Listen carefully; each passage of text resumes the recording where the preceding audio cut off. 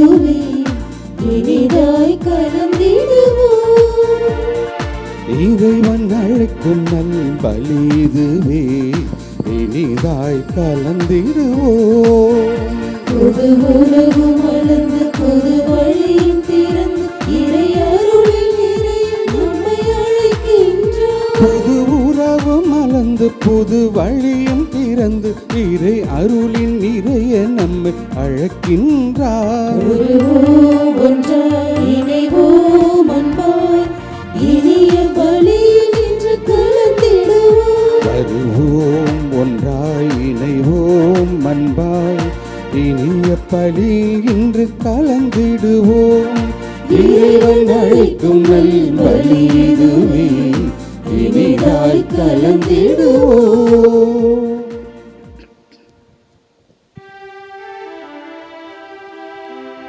தந்தை மகன் தூயாவியாரின் பெயராலே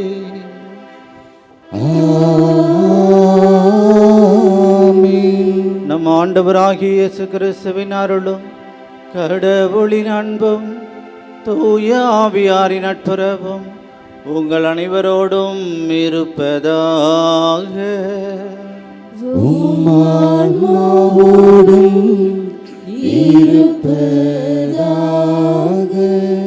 இயேசு கிறிஸ்துவில் பிரியமான சகோதர சகோதரிகளே, அன்னையினுடைய பக்தர்களே, இதோ அன்னையினுடைய திருமுகத்தை பார்க்கின்ற உடனே நமக்கு எல்லோருக்கும் நிம்மதி பிறக்கிறது என்றால் அது பொய்யான வார்த்தை அல்ல. அன்னையினுடைய முகத்தை பார்த்தாலே நம் இதயங்களுக்கு ஒரு உன்னதமான மகிழ்ச்சி, உன்னதமான அமைதி கிடைத்திருக்கிறது. அன்னை மரியாள் எல்லாவற்றையும் பார்த்து கொள்வாள், நம்முடைய சுகதுக்கங்களிலே பங்கு பெறுபவளாக, நம்முடைய தேவைகளுக்காக பரிந்து பேசுபவளாக இருக்கிறார் என்ற அந்த ஆழ்ந்த நம்பிக்கை இன்னும் சிறப்பான விதத்திலே நாம் வாழ வழிவகுக்கிறது. இறைவனுடைய பிரசன்னம், அன்னையினுடைய பரிந்துரை நமக்கு எல்லோருக்கும் ஒரு நம்பிக்கையான வாழ்வை கொடுக்க வேண்டும். இந்த நம்பிக்கையான வாழ்க்கையிலே சமூகம் நல்லபடியாக இருக்க வேண்டுமென்றால் சமாதானத்தோடும் அன்போடும் உறவோடும் இருக்க வேண்டுமென்றால் இந்த சமூகத்திலே நீதி நிலைநாட்டப்பட வேண்டும். நீதி நிலைநாட்டப்படாமல் இருக்கிற பொழுதுதான் அங்கே சண்டைகளும் சச்சரவுகளும். எது நீதியோ அது செயல்படுத்தப்பட வேண்டும், வீட்டிலும் சரி சமூகத்திலும் சரி. எனவே அப்பொழுது நம்முடைய நிம்மதியான வாழ்வு நமக்கு கிடைக்கும் என்பதை உணர்ந்து சிந்தித்தவர்களாக இறைவனுடைய வழிகாட்டுதலின்படி நாம் வாழவும் வளரவும் இந்த திருப்பலியிலே நாம் பக்தியோடு பங்கெடுப்போம். அன்னையின் அன்பு பக்தர்களே, இந்த திருப்பலியானது ஆலயத்தில் கூடியிருக்கும் பக்தர்களின் கருத்துக்களுக்காகவும் ஜெயா பிளஸ் தொலைக்காட்சி, திருத்தல இணையதளம் மற்றும் அனைத்து சமூக ஊடகங்களின் வழியாக பங்கெடுக்கும் பக்தர்களின் கருத்துக்களுக்காகவும் இன்றைய நாளின் ஒலிபரப்பிற்கு உதவி செய்த நன்கொடையாளர்களின் குடும்ப கருத்துக்களுக்காகவும் நேற்று திருப்பலி எழுதி வைத்தவர்களின் கருத்துக்களுக்காகவும் ஒப்பு கொடுக்கப்படுகிறது. மேலும் இந்த ஒளிபரப்பை காணுகின்ற அனைத்து அன்னையின் பக்தர்களையும் இறைவன் நிறைவாக ஆசிர்வதிக்கவும் இந்த திருப்பலியிலே நாம் மன்றாடுவோம். Dear devotees, this Mass is offered for all the faithful gathered here and those who are participating through Jaya Plus, Shrine Web TV, as well as other social media, and in a special way for all the sponsors of this live telecast Mass and those who wrote their Mass intentions yesterday, and all the devotees of Our Lady of Good Health, Velangani, who are watching the same.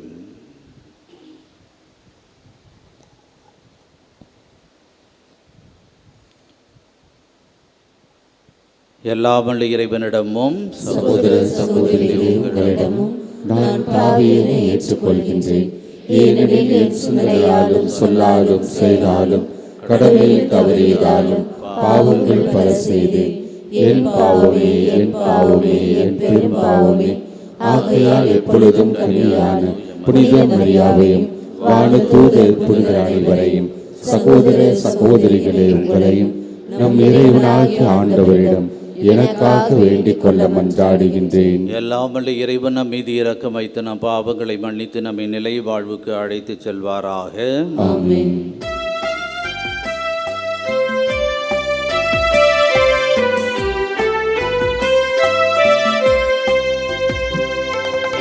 ஆண்டவரே இரக்கமாயிரும். ஆண்டவரே இரக்கமாயிரும். கிறிஸ்துவே இரக்கமாயிரும். கிறிஸ்துவே இரக்கமாயிரும். ஆண்டவரே இரக்கமாயிரும். ஆண்டவரே இரக்கமாயிரும்.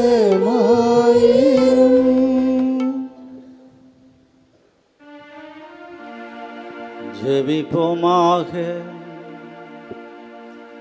ஆண்டவரே இறைவா, உமடியார்களாகிய நாங்கள் என்றும் மன உடல் நலம் பெற்று மகிழச் செய்தருளும்.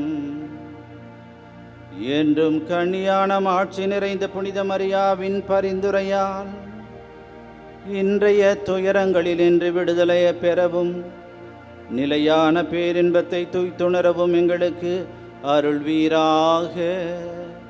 எங்கள் ஆண்டவராகிய கிறிஸ்து வழியாக உம்மை மன்றாடுகின்றோ.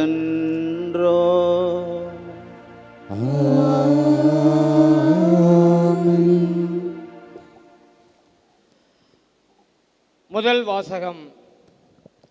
இறைவாக்கினர் மீகா நூலிலிருந்து வாசகம். தங்கள் படுக்கைகளின் மேல் சாய்ந்து தீச்செயல் புரிய திட்டமிட்டு கொடுமை செய்ய முயல்பவர்களுக்கு ஐயோ கேடு. பொழுது புலர்ந்தவுடன் தங்கள் கை வலிமையால் அவர்கள் அதை செய்து முடிக்கின்றார்கள். வயல் வெளிகள் மீது ஆசை கொண்டு அவற்றை பறித்து கொள்கின்றார்கள். வீடுகள் மேல் இச்சை கொண்டு அவற்றை கைப்பற்றி கொள்கிறார்கள். ஆண்களை ஒடுக்கி அவர்கள் வீட்டையும் உரிமை சொத்தையும் பறிமுதல் செய்கிறார்கள். ஆதலால் ஆண்டவர் கூறுவது இதுவே: இந்த இனத்தாருக்கு எதிராக தீமை செய்ய திட்டமிடுகிறேன். அதனின்று உங்கள் தலையை விடுவிக்க உங்களால் இயலாது. நீங்கள் ஆணவம் கொண்டு நடக்க மாட்டீர்கள். ஏனெனில் காலம் தீயதாய் இருக்கும். அந்நாளில் மக்கள் உங்களை பற்றி இரங்கற்பாய் இயற்றி, அந்தோ நாங்கள் அழிந்து ஒளிந்தோமே, ஆண்டவருடைய மக்களின் உரிமை சொத்து கைமாறி விட்டதே, நம்முடைய நிலங்களை பிடுங்கி கொள்ளைக்காரர்களுக்கு பகிர்ந்தளிக்கின்றாரே என்று ஒப்பாரி வைத்து புலம்புவார்கள். ஆதலால் நூல் பிடித்து பாகம் பிரித்து உங்களுக்கு தருபவன் எவனும் ஆண்டவரின் சபையில் இரான். ஆண்டவர் வழங்கும் அருள்வாக்கு. பதிலுரை பாடல். திருப்பாடல் 10. பல்லவி.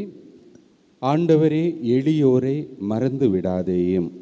ஆண்டவரே எளியோரை மறந்து விடாதேயும்.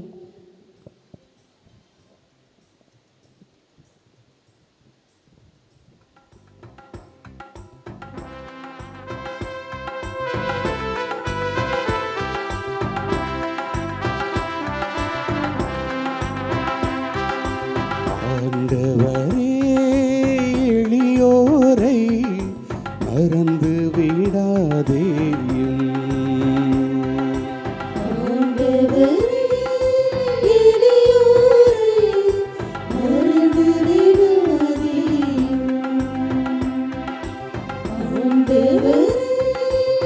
எளியோரை மறந்து விடாதேயும். ஆண்டவரே என் தொலைவில் நிற்கின்றீர், தொன்மை மிகு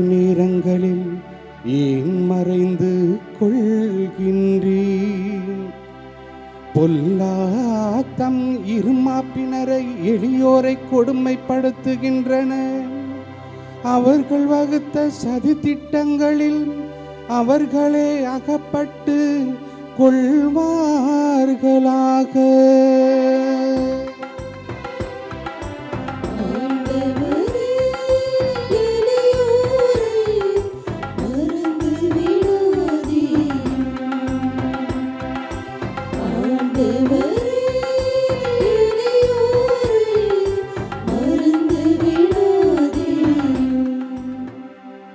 பொல்லாத்தம் தீய நாட்டங்களில் தற்பெருமை கொள்கின்றன. பேராசையுடையோர் ஆண்டவரை பழித்து புறக்கணிக்கின்றன. பொல்லா செருக்குக்கு உள்ளாவராவதால் அவரை தேடா. அவர்கள் எண்ணமெல்லாம் கடவுள் இல்லை என்பதே.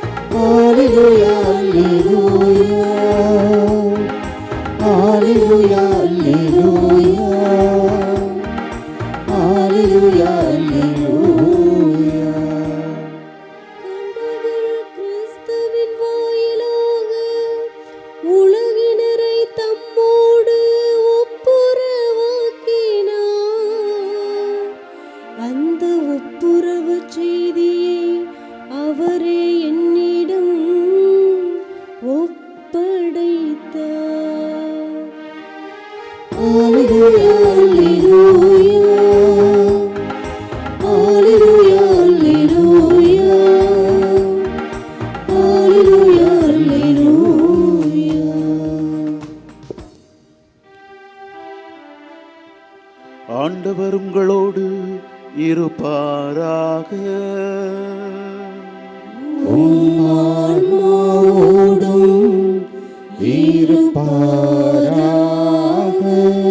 தூய மத்தேயு எழுதிய நற்செய்தியிலிருந்து வாசகம்.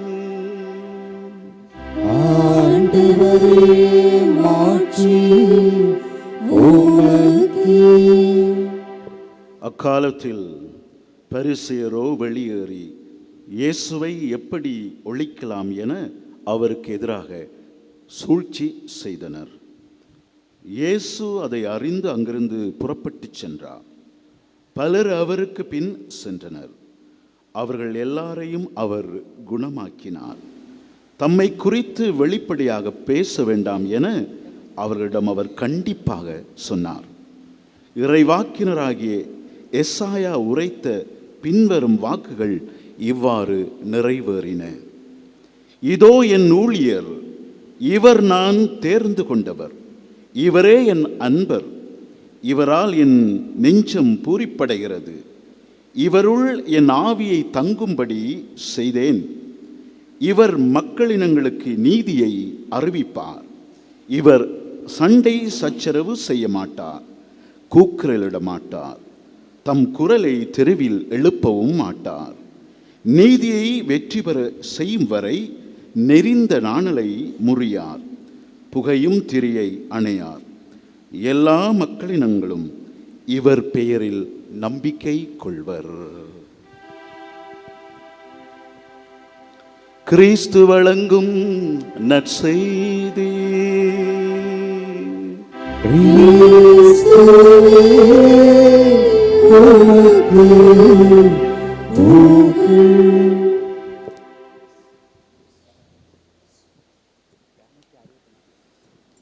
இயேசு கிறிஸ்துவில் பிரியமான சகோதர சகோதரிகளே,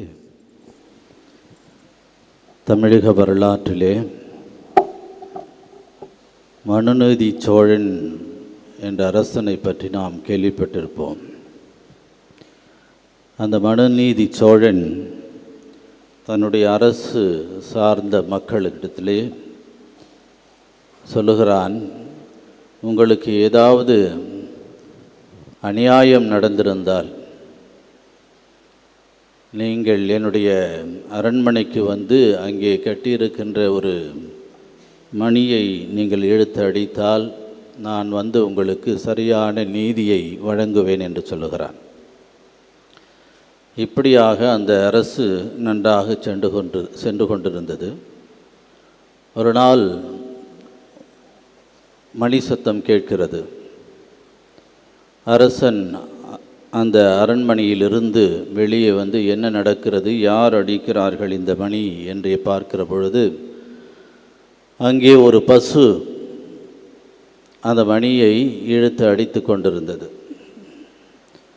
அந்த அரசன் கேட்கிறான், என்ன ஆயிற்று உனக்கு என்று கேட்கிற பொழுது அந்த அரசனுடைய சேவகர்கள் அங்கிருந்து வந்து அவர்கள் அந்த அரசனிடத்தில் சொல்லுகிறார்கள், இதோ உங்களுடைய மகன் தேரை ஓட்டி கொண்டிருக்கிற பொழுது இந்த பசுவினுடைய கன்றை சக்கரத்தில் ஏற்றி கொன்று விட்டான்.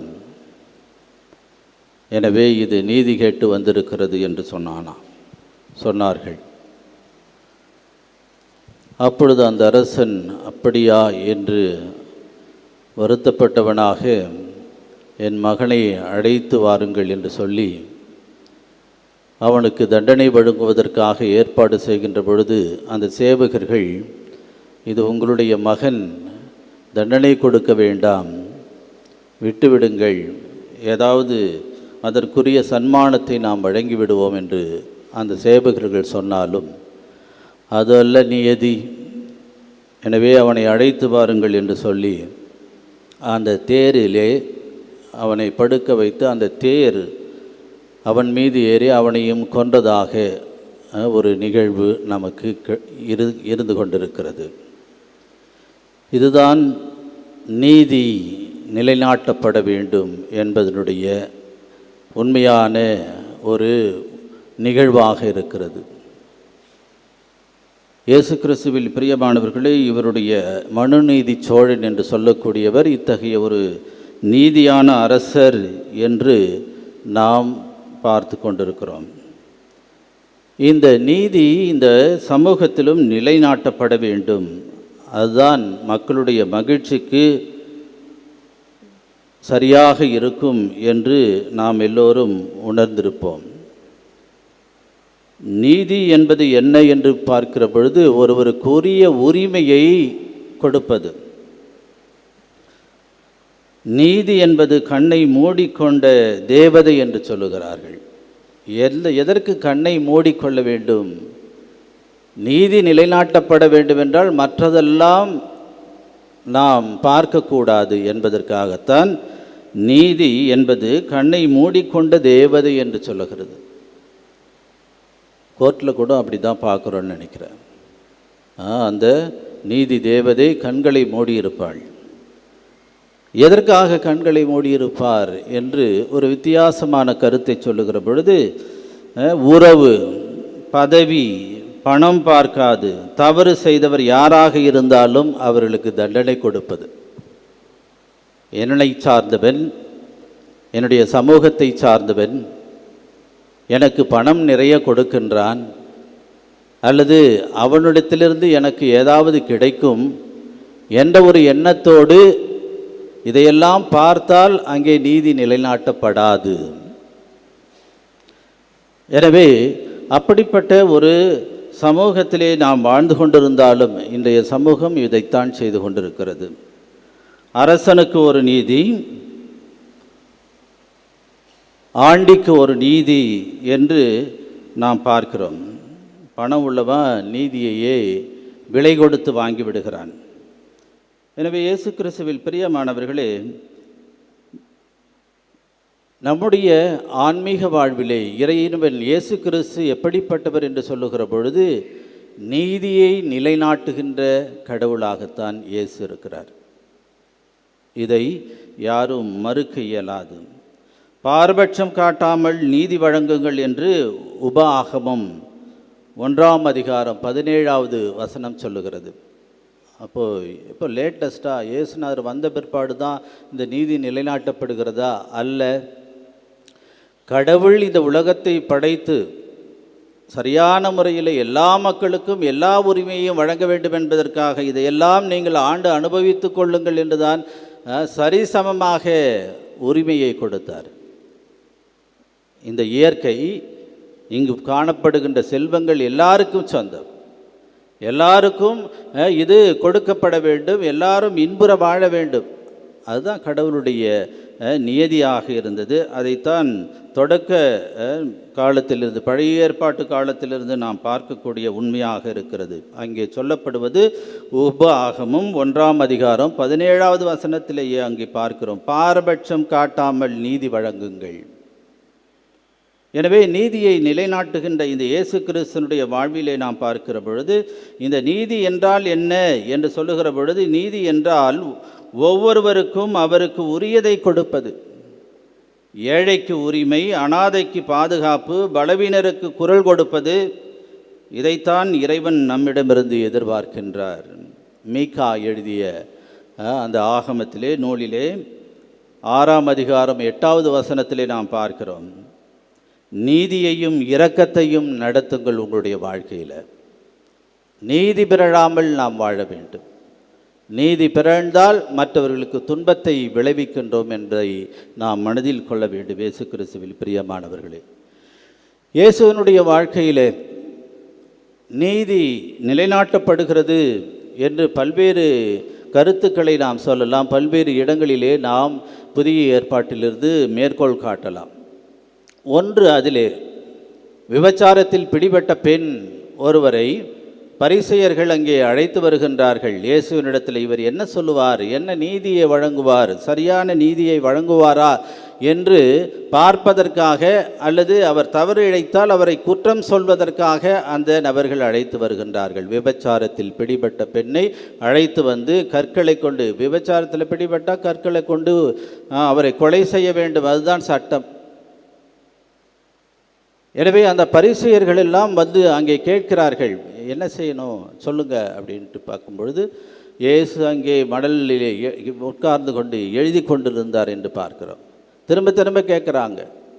அப்போது இயேசுனார் உடனே, சரி உங்கள் சட்டத்தின்படி நீங்கள் செய்யுங்கள் என்று சொல்லிவிடவில்லை.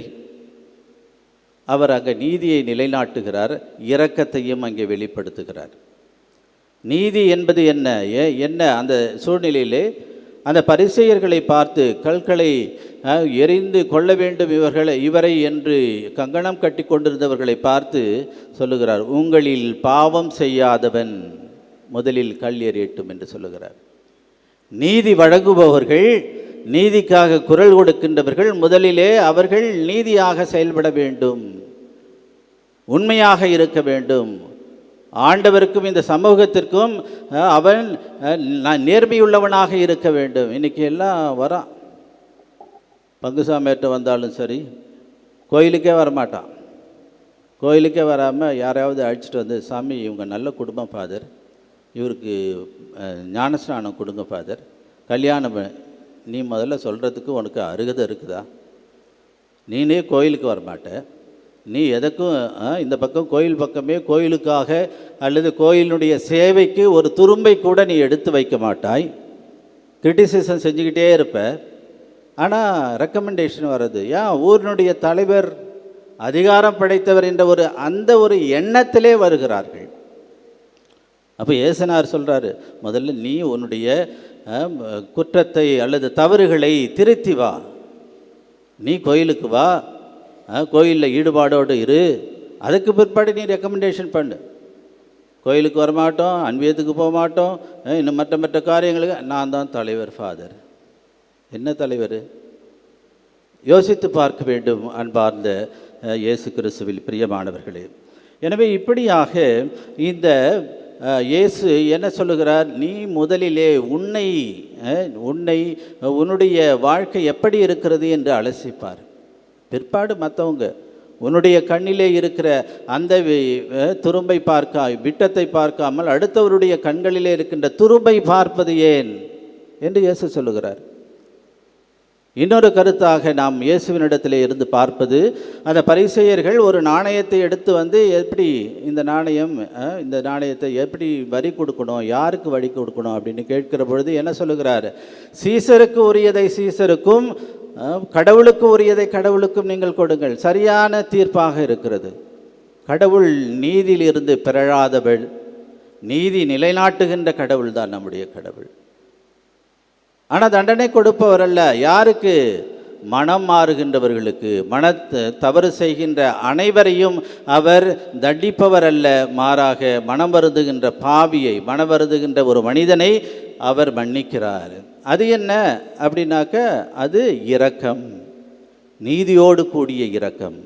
இயேசு கிறிஸ்துவில் பிரியமானவர்களே, அப்போ தண்டனை என்ன ஆகிறது? அவன் மனம் வருந்தி விட்டான். கடைசி நேரத்தில் நம்ம மனம் வருதுனால ஆண்டவர் மன்னிக்க தயாராக இருக்கிறார். ஆனால் நீ மனம் வருந்தாமல், இல்லை நான் கடைசி வரைக்கும் கடவுளுக்கு எதிர்ப்பாக முணுமுணுத்து கொண்டு தான் இருப்பேன் என்று சொன்னால், அது நம்ம அந்த நீதி தீர்ப்பு, கடைசி நீதி தீர்ப்பு இருக்கிறதே, அந்த சமயத்திலே நல்லவர்களையும் பொல்லாதவர்களையும் இரண்டாக பிரித்து அங்கே அவர்களுக்குரிய தண்டனை கிடைக்கும் என்பதை ஆண்டவர் வலியுறுத்துகின்றார். எனவே இயேசு கிறிஸ்துவில் பிரியமானவர்களே, நாம் செய்ய வேண்டியது என்ன என்பதை நாம் பார்க்கிற பொழுது, நீதி நிலைநாட்டப்பட வேண்டும், பாரபட்சம் இல்லாமல் நிலைநாட்டப்பட வேண்டும், எனக்கு சுயநலம் இல்லாமல் நிலைநாட்டப்பட வேண்டும். இது எல்லாம் நம்ம சமூகத்தில் இருந்து கொண்டு தான் இருக்கிறது. காசு கொடுத்தா ஒரு நீதி, பஞ்சாயத்தில் பார்ப்போம், அது வெளியில் ஒவ்வொரு ஏரியாவிலையும் பார்க்குறோம். ஊரில் பஞ்சாயத்துலேயோ இல்லை மற்ற காரியங்கள், நாங்கள் தான் நடுவர்கள், நாங்கள் தான் இந்த ஊர் முக்கியஸ்தர்கள் என்று சொல்லி ஒரு சில இடங்களிலே பணத்தை வாங்கிட்டு இல்லை தண்ணி அடிக்கிறதுக்கு அதுக்கு காசு கொடுத்தானா போதும், தீர்ப்பே மாற்றி எழுதிடுவான் நம்ம ஆளுங்க. இதுதான் உண்மையாக இருக்கிறது, நீங்களும் பார்த்திருப்பீர்கள். அதனால் வீட்டில் முதல்ல நீதியாக இருக்க வேண்டும், நீதியாக இருக்க வேண்டும். என்னடா நம்ம வீட்டில் செய்கிறோம் அப்படின்னா, ஆணுக்கு ஒரு நீதி, பெண்ணுக்கு ஒரு நீதி. எல்லா பெற்றோர்களும் நினைத்து பார்க்க வேண்டும். பொம்பளை பிள்ளையாக இருந்தாக்க அதுங்களுக்கு முன்னாடிலாம் அப்படி செய்வாங்க, இப்போல்லாம் எல்லாம் கரெக்டாக செய்கிறீங்கன்னு நினைக்கிறேன். பொம்பளை பிள்ளைங்களுக்கு ஏதாவது கஞ்சோ தண்ணியை ஊற்றிட்டு, பையனாக இருந்தால் என்ன அர்த்தம்? இன்னும் நல்லா சோறு சமைச்சு எப்போ சாப்பிடுப்பா, ஏன் பொம்பளை பிள்ளை என்ன வீணா? ஆனால் இந்த காலத்தில் நம்ம பார்க்குறது என்ன, பெண்கள் தான் முதிய வயதிலே பெற்றோர்களை அவர்கள் பாதுகாத்து வழி நடத்து. ஆண்கள்லாம் என்ன பெரும்பாலும் என்ன செய்கிறோம், விட்டுட்டு போயிடுறாங்க, பார்க்குறதில்ல. எனவே அப்படி அந்த நீதியற்ற செயல்களிலே நாம் வீட்டிலேயே இருக்கின்றோம். பிள்ளைகளை பாரபட்சம் காட்டாமல் இருப்பது பிள்ளைகளிடத்தில். அதே போன்று கணவன் மனைவி ஒருவருக்கொருவர் உரிமையை மதிப்பது, இதெல்லாம் தான் நீதியான வாழ்வு. அதே போன்று வேலையில் நீதி, வேலைக்கு போகிற இடத்துல எப்படி இருக்கணும், நீதியோடு நடந்து கொள்ள வேண்டும். லஞ்சம் எல்லாம் வாங்குகின்ற சமூகமாக இருக்கிறது. லஞ்சத்து பணம் கொடுத்தா எல்லாம் நடந்துடும். வேலையாட்களுக்கு சரியான கூலி கொடுப்பதில்லை. இப்படியாக பல்வேறு நிகழ்வுகளிலே நீதி நிலைநாட்டப்படாமல் இருப்பதினாலே இந்த சமூகம் ஒரு சமாதானமற்ற, ஒற்றுமையற்ற ஒரு சமூகமாக இருக்கிறது. சமூக நீதி என்று சொல்லுவார்கள். அந்த சமூக நீதி என்று சொல்லுகிற பொழுது அங்கே யாருக்கெல்லாம் அந்த உதவி தேவைப்படுகிறதோ அவர்களுக்கு முதலிலே செய்ய வேண்டும். அதுதான் சமூக நீதி. யார் பின்தங்கியவர்களாக இருக்கிறார்களோ அவர்களை முன்னேற்ற முதலில் பாடுபட வேண்டும். இன்றைக்கி ஏதாவது கொடுத்தா என்ன செய்வோம், எல்லாத்துக்கும் கொடு. 1000 ரூபாய் கொடுக்குறாங்களா, அரசாங்கமாக இருந்தாலும் சரி, கத்தோலிக்க திரு அவையாக இருந்தாலும் சரி, நீ 100 ரூபா கொடுத்தாலும் எல்லாத்துக்கும் கொடு. ஏழை பணக்காரன்னு பார்க்காத, அப்படி பார்க்குறாங்களோ ஒன்று. ஏழையை தூக்கி விட வேண்டும், எனக்கு இந்த வேண்டாம், இந்த உதவி வேண்டாம், இன்னும் ஏழைகளுக்கு கொடுங்கள் என்ற அந்த மனப்பான்மை இல்லை. அதுதான் உண்மையான சமூக நீதி. பின்தங்கியவர்களை நாம் அவர்களை மேன்மைப்படுத்த வேண்டும், அவர்களுக்கு முன்னுரிமை கொடுத்து அவர்களும் இந்த சமூகத்திலே சமமான ஒரு நிலையிலே வாழ வேண்டும் என்ற ஒரு மனநிலை இருக்க வேண்டும். இதுதான் ஆதி கிறிஸ்தவருடைய மனநிலையாக இருந்தது. எல்லாரும் தன்னுடைய சொத்துக்களை விற்று சரிசமமாக பங்கெடுத்து கொள்வார்கள், பகிர்ந்து கொள்வார்கள் என்று வாசிக்கிறோம். எனவே இயேசு கிறிஸ்துவில் பிரியமானவர்களே, இந்த சமூகத்திலே நியதி, தெருவில் அநியாயம் நடக்கின்ற பொழுது கண்ணை மூடாமல் குரல் கொடுப்பது, ஏழை குரல் கொடுப்பது எல்லாம் ஏதாவது ஊரே குட்டிச்சோறு ஆயிடும் ஒரு 4-5 பயலுள்ளால். நீதியற்ற முறையிலே அவன் தான் என்ற அதிகாரத்தோடும் ஆணவத்தோடும் இருக்கின்றபடியினாலே என்ன நடக்கிறது ஊரில், நம்ம ஊருங்கள்லாம் 4 பேர் இருந்துக்கிட்டு அவங்க தான் எல்லாமே அப்படின்ற ஒரு எண்ணத்திலே நீதியற்ற முறையிலே நடத்தி கொண்டிருப்பார்கள், அநியாயம் செய்து கொண்டிருப்பார்கள். கேட்பதற்கு இவர்களால் முடியவில்லை. ஏனென்றால் ஏழ்மை, படைபலம், மக்கள் பலம், இதனால் நம்மளால் கேட்க முடியாமல் இருக்குது. இதெல்லாம் அநீதி நடக்கின்ற ஒரு இடமாக இருக்கிறது. எனவே இயேசு கிறிஸ்துவில் பிரியமானவர்களே, இப்படியாக நாம் இல்லாமல் ஆண்டவர் எதை எதிர்பார்க்கின்றாரோ, நீதியுள்ள சமூகமாக நாம் நம்முடைய சமூகத்தை கொண்டு செல்ல வேண்டும். அதைத்தான் ஆண்டவர் எதிர்பார்க்கின்றார். அப்படி தீர்ப்பிடுகையில் அநீதி இழைக்காது என்று லேவியர் ஆகமத்திலே 19ஆம் அதிகாரம் 15வது வசனத்திலே சொல்லப்படுகிறது. அப்பொழுது தொடக்க காலத்திலிருந்து சொல்லப்படுகிறது. நீதி எப்படிப்பட்டதாக இருக்க வேண்டும்? தீர்ப்பிடுகையில் அநீதி இழைக்காதே, சிறியோர் பெரியோர் என முகம் பாராது உனக்கு அடுத்து வாழ்வோருக்கு நேர்மையுடன் நீதி வழங்கு என்று சொல்லுகிறார். எல்லாம் அந்த பாரபட்சம் பார்க்கக்கூடாது. எனது பெற்றோர், எனது பிள்ளை, எனது சகோதரர் சகோதரிகள், சுயநலம் அப்படியெல்லாம் பார்க்காம நீதியை நாம் நிலைநாட்ட வேண்டும் என்று இங்கே அறிவுறுத்தப்படுகிறது. அவ்வாறு நாம் நீதிக்கு குரல் கொடுக்கவில்லை என்றால், நீதியை நிலைநாட்டவில்லை என்றால் அநீதியை விதைப்பவன் கேட்டை அறுப்பான் என்றும் நீதிமொழிகள் ஆகமத்தில் 22ஆம் அதிகாரம் 8வது வசனத்திலே சொல்லப்பட்டிருக்கிறது. இயேசுவனுடைய வார்த்தை உயிருள்ளது என்பதை நாம் நம்ப வேண்டும். இந்த இயேசுவனுடைய வார்த்தை தான் நம்முடைய சமூகத்தை நல்லபடியிலே இட்டு செல்கிறது. வேறு யாரும் கிடையாது. எந்த அரசனோ எந்த பிரசிடெண்டோ எந்த இதில்லை, இதுதான் பேஸ். எனவே இதைத்தான் ஆண்டவர் சொல்லுகிறார். இந்த பைபிளிலிருந்து உலகம் முழுவதும் நல்ல செய்திகளை நீதியான முறையிலே அன்பின் வழியிலே இந்த மக்களை எல்லாம் அழைத்து செல்லுகிறது என்றால் இது பொய் அல்ல. ஆண்டவர் இயேசு இந்த அகிலத்தை அழைத்து செல்லுகிறார் நீதியோடும். அவரால் முடிஞ்சது. யாரை வச்சு செய்கிறாரு? நம்மளை வச்சு தான். கிறிஸ்தவர்கள், கிறிஸ்துவை பறைசாற்றுகின்றவர்கள், கிறிஸ்துவுக்கு சாட்சியம் பகர்கின்றவர்கள், இவர்கள் நீதியோடும் அன்போடும் சமாதானத்தோடும் நாம் வாழ முயற்சி செய்ய வேண்டும். அப்போ தான் அதுதான் கிறிஸ்துவனுடைய வாழ்வு. நான் தான் கிறிஸ்துவன் இல்லை, கிறிஸ்துவனுடைய மதிப்பீடுகளை கொண்டு வாழுகின்றவன் தான் கிறிஸ்தவன். எனவே அப்படிப்பட்ட ஒரு நல்ல சமூகத்தை உருவாக்க ஆண்டவர் நம்மை அழைத்திருக்கிறார். அந்த பணியினை நாம் சிரமேற்கொள்வோம். நீதிக்காக துன்புறுபவர்கள் பேறு பெற்றோர், ஏனெனில் விண்ணரசு அவர்களுக்கு உரியது. கடவுளுடைய அரசிலே நாம் குடிகொள்வோம். அதுதான் ஆண்டவர் கொடுக்கிற பாக்கியம். அந்த பாக்கியத்திற்காகத்தான் இங்கே ஆன்மீக வழியிலே ஆண்டவனுடைய ஆசீர்வாதத்தை அன்னையினுடைய பரிந்துரையினாலே பெறுவதற்காக இங்கே வந்திருக்கிறோம். சுயநலம் மட்டுமல்ல, மாறாக சமூக நலம் எல்லாத்தையும் பார்த்து ஆண்டவர் எதிர்பார்க்கின்ற அந்த வாழ்வை நாம் வாழ்வோம். ஆண்டவர் நம் அனைவரையும் ஆசீர்வதிப்பாராக. ஆமென்.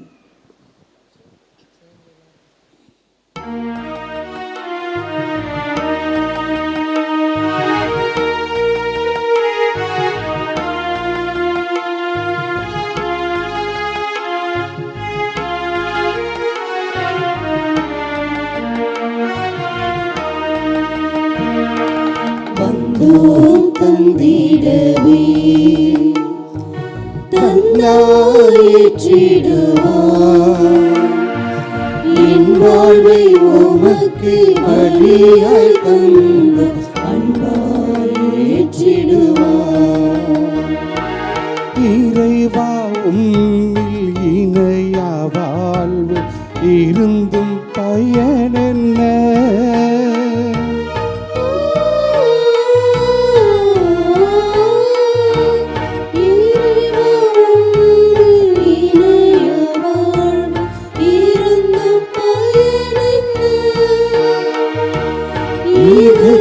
நீ தந்த வாழ்வை தந்தார் எனக்கு இழப்பென்ன.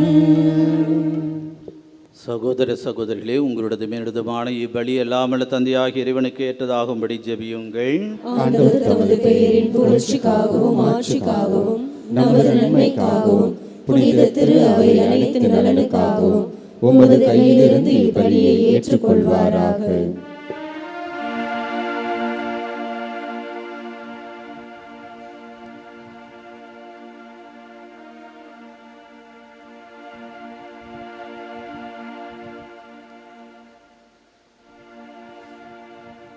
ஆண்டவரே, எங்கள் இறைப்பற்றி நீ காணிக்கைகளை ஏற்றருளும். உம் திருமகனுடைய மாபெரும் அன்பின் வழியை நினைவுகூரும் நாங்கள் புனித கன்னிமரியாவின் எடுத்துக்காட்டை பின்பற்றி உமது அன்பிலும் அயலார் அன்பிலும் உறுதி பெறுவோமாக. எங்கள் ஆண்டவராகிய கிறிஸ்து வழியாக உம்மை மன்றாடுகின்றோ.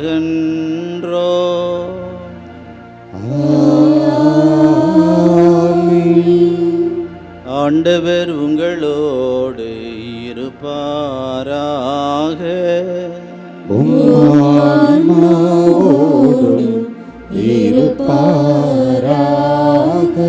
இதயங்களை மேலே எழுப்புங்கள்.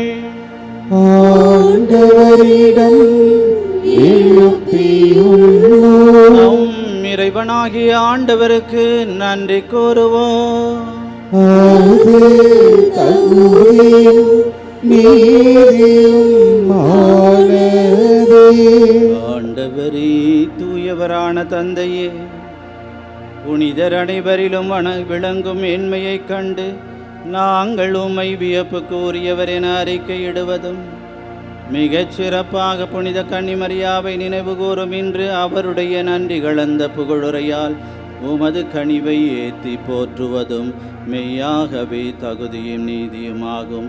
எங்கள் கடமையும் மீட்புக்குரிய செயலுமாகும். ஏனெனில் உலகெங்கும் அதன் இறுதி எல்லை வரை நீராறும் பெரும் செயல்கள் பல புரிந்துள்ளீர். சிறப்பாக உம்மடியாரின் தாழ்நிலையை கண்ணுற்று அவர் வழியாக மனித மீட்பின் காரணராவும் திருமகன் எங்கள் ஆண்டவர் இயேசு கிறிஸ்துவை எங்களுக்கு அளித்ததால் உமது இரக்க பெருக்கை எல்லா காலங்களிலும் நீடிக்கச் செய்து வருகின்றீர். அவர் வழியாக உமது மாண்பை வான தூதர்களின் அணிகள் வழிபடுகின்றன. திருமுனை காலத்தும் மகிழ்கின்றன. அவர்களோடு எங்கள் குரலையும் சேர்த்து கொள்ளுமாறு நாங்கள் உம்மை தாழ்மையுடன் இறைஞ்சு புகழ்ந்து பாடுவதாவது.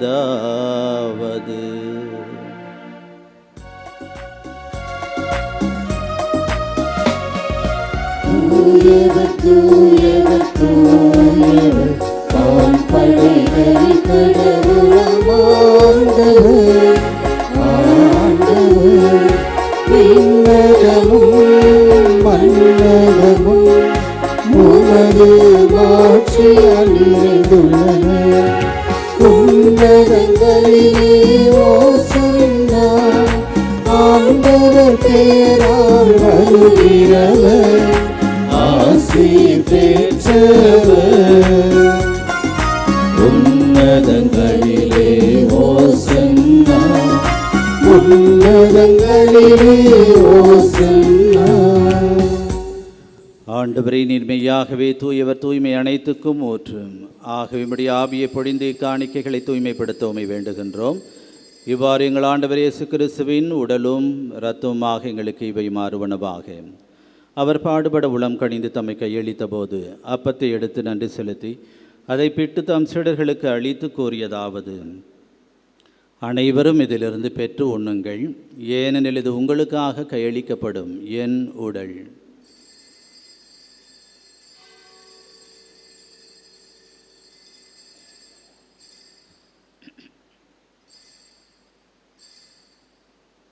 அவ்வண்ணமே இரவு விருந்தை அருந்திய பின் கிண்ணத்தையும் எடுத்து மீண்டும் உமக்கு நன்றி கோரி தம் சீடர்களுக்கு அளித்து அவர் கூறியதாவது: அனைவரும் இதிலிருந்து பெற்று பருகுங்கள், ஏனெனில் இது புதிய நிலையான உடன்படிக்கைக்கு உரிய என் இரத்தத்தின் கிண்ணம். இது பாவ மன்னிப்புக்கென்று உங்களுக்காகவும் பலருக்காகவும் சிந்தப்படும். இதை என் நினைவாக செய்யுங்கள்.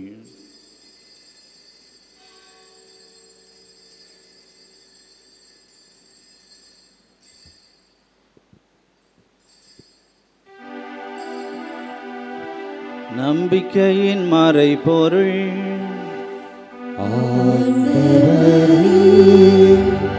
நீர் வருமளவும் இறப்பினை அறிக்கையிடுகின்றோம். உமது உயிர்ப்பினை எடுத்துரைக்கின்றோம். ஆகவே ஆண்டவரை நாங்கள் கிறிஸ்துவின் இறப்பினையும் உயிர்ப்பினையும் நினைவு கூர்ந்து வாழ்வுதரும் அப்பத்தையும் மீட்பளிக்கும் கிண்ணத்தையும் உமக்கு ஒப்புக் கொடுக்கின்றோம். திரும்ப நின்று உமக்கு ஊழியம் புரிய தகுந்தவர்கள் என எங்களை ஏற்றுக்கொண்டிருந்தவே உமக்கு நன்றி செலுத்துகின்றோம். மேலும் கிறிஸ்துவின் உடலிலும் இரத்தத்திலும் பங்கு கொள்ளும் எங்களை தூய ஆவியார் ஒன்று சேர்க்க வேண்டும் என உம்மை தாழ்மையுடன் மன்றாடுகின்றோம். ஆண்டவரே, உலகெங்கும் பரவியிருக்கும் உமது திரு அவையை நினைவு கூர்ந்தருளும். எங்கள் திருத்தந்தை லியோ, எங்கள் ஆயர் சகாயராஜ், எல்லா திருநிலையினராகிய அனைவரோடும் உமது திரு அவை அன்பில் நிறைவு பெறச் செய்தருளும்.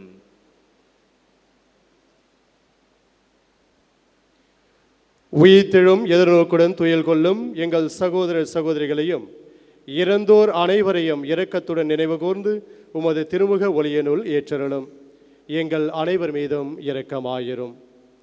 கடவுளின் கன்னித்தாயான புனித மரியா, அவருடைய கணவரான புனித யோசேப்பு, புனித திருத்தூதர்கள், இவ்வுலகில் உமக்கு உகந்தவராயிருந்தோர் ஆகிய புனிதர் அனைவருடனும் நாங்கள் நிலை வாழ்வில் பங்கு கொள்ளும் தகுதி பெற்று உம் திருமகன் இயேசு கிறிஸ்து வழியாக உம்மை புகழ்ந்தேத்தும் வரமருளே உம்மை மன்றாடுகின்றோம்.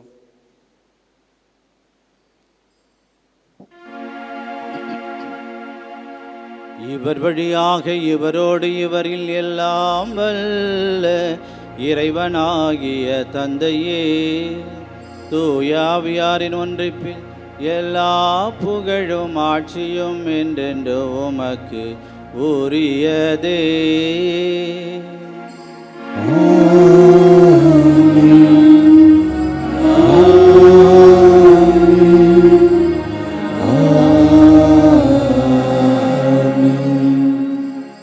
மீட்பரின் கட்டளையால் கற்பிக்கப்பட்டு இறைப்படிப்பினையால் பயிற்சி பெற்ற நாம் துணிந்து சொல்வோம்.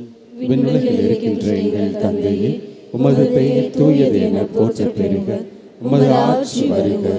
உமது திருவுளம் விண்ணுலகில் நிறைவேறுவது போல மண்ணுலகிலும் நிறைவேறுக.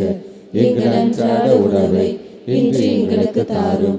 எங்களுக்கு எதிராக குற்றம் செய்வோரை நாங்கள் மன்னிப்பது போல எங்கள் குற்றங்களை மன்னியும். எங்களை சோதனைக்கு உட்படுத்தாதேயும், தீமையிலிருந்து எங்களை விடுவித்தருளும். ஆண்டவரே, தீமை அனைத்திலும் இருந்தும் எங்களை விடுவித்து எங்கள் வாழ்நாளில் அமைதியை கனிவுடன் அருளும் மன்றாடுகின்றோம். உமது இரக்கத்தின் உதவியால் நாங்கள் பாவத்திலிருந்து எப்போது விடுதலை பெற்று யாதொரு கலக்கம் இன்றி நலமாயிருப்போமாக.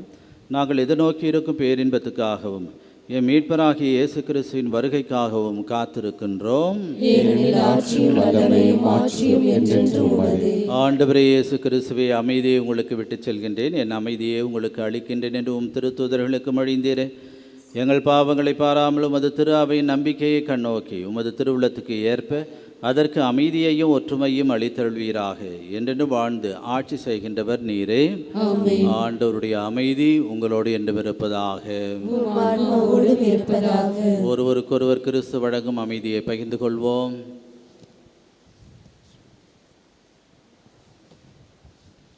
உலகின் பாவங்களை போக்கும் இறைவனின் செம்மறியே, எங்கள் மேல் இரக்கமாயிரும். உலகின் பாவங்களை போக்கும் இறைவனின் செம்மறியே, எங்கள் மேல் இரக்கமாயிரும். உலகின் பாவங்களை போக்கும் இறைவனின் செம்மறியே, எங்களுக்கு அமைதியை அளித்தருளும். இதோ இறைவனின் செம்மறி, இதோ உலகின் பாவங்களை போக்குகின்றவர்.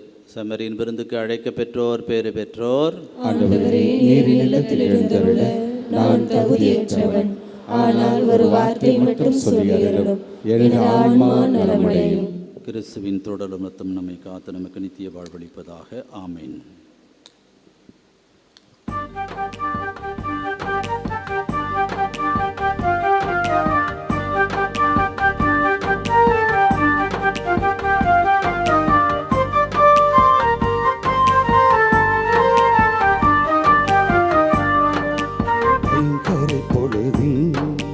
வசந்தமே நீவா, விடிகளை தேடும் விழிகளில் ஒளித்தார். வைகரை பொழுதின் வசந்தமே நீவா, விடிகளை தேடும் விழிகளில் ஒளித்தார். வாழ்வு மலர்ந்திட வான்மழையனவா, வழியிருளினிலே வளர்வது எனவா, இங்கு பாடும் இந்த ஜீவனிலே பரமணி நீவா, வசந்தமே நீ வா, விடியலை தேடும் விழிகளில் ஒளித்தா.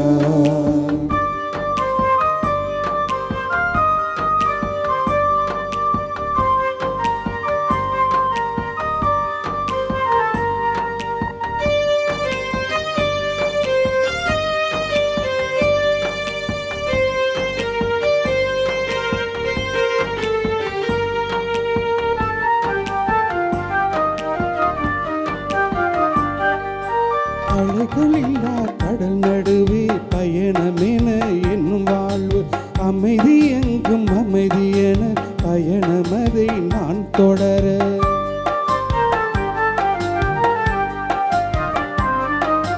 அலைகளில்லா கடல் நடுவே பயணமென என் வாழ்வு, அமைதி எங்கும் அமைதி என பயணமதை நான் தொடர.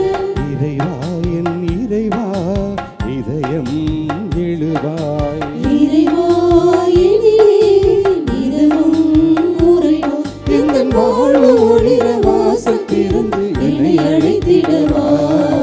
வைகரை பொழுதின் வசந்தமே நீ வா, விடியலை தேடும் விழிகளில் ஒளித்தா.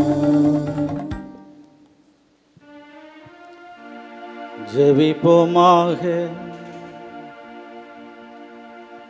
ஆண்டவரே, விண்ணக உணவை உட்கொண்ட நாங்கள் உமது கனிவை வேண்டுகின்றோம். என்றும் கன்னியான புனித மரியாவை நினைவு கொண்டாட்டத்தில் மகிழ்வரும் நாங்கள் அதே கன்னியை கண்டு பாவித்து எங்கள் மீட்பின் மறை உண்மையை பெற நாங்கள் தகுதி பெறுவோமாக. எங்கள் ஆண்டவராகிய கிறிஸ்து வழியாக உம்மை மன்றாடுகின்றோம்.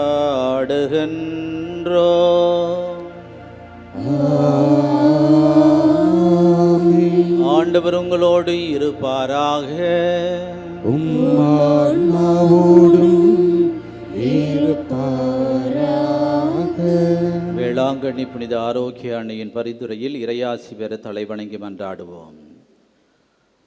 ஆற்றலும் அன்பும் மிகுந்த நம் ஆண்டவர் இயேசுவை கையிலேந்தி காலமெல்லாம் நமக்காக கடலோரம் காத்திருக்கும் புனித ஆரோக்கிய அன்னையின் பரிந்துரையில் இறைவன் தாமே இப்பேராலயத்தில் கூடியிருக்கும் உங்களையும் இணையதளம் மற்றும் சமூக ஊடகங்கள் வழியாக பங்கேற்கும் அனைவரையும் ஆசீர்வதிப்பாராக. பால்கார சிறுவனின் பால் குடத்தை பொங்கச் செய்த புனித ஆரோக்கிய அன்னையின் பரிந்துரையில் இறைவன் தாமே உங்கள் மனங்களை மகிழ்ச்சியால் பொங்கச் செய்வாராக. எழுந்து நடக்க இயலாத சிறுவனை எழுந்து நடக்கச் செய்த புனித ஆரோக்கிய அன்னையின் பரிந்துரையில் இறைவன் தாமே உங்களையும் தோல்விகளிலிருந்தும் துயரங்களில் இன்றும் விடுவித்து எழுந்து நடக்கச் செய்வாராக. போர்ச்சுகீசிய மாலுமிகளை கரை சேர்த்து காப்பாற்றிய புனித ஆரோக்கிய அன்னையின் பரிந்துரையில் இறைவன் தாமே உங்களை துன்பக்கடலிலிருந்து விடுவித்து கரை சேர்ப்பாராக. எல்லா வரங்களையும் எப்பொழுதும் உங்களுக்கு பெற்றுத்தரும் புனித ஆரோக்கிய அன்னையின் அருள் துணை என்றும் உங்களோடு இருப்பதாக. May Jesus our Lord touch and heal you through the powerful intercession of our beloved Mother, Our Lady of Good Health, Velankanni. எல்லாம் வல்ல இறைவன் தந்தை மகன் தூயாவியார் உங்கள் அனைவரையும் ஆசீர்வதிப்பாராக.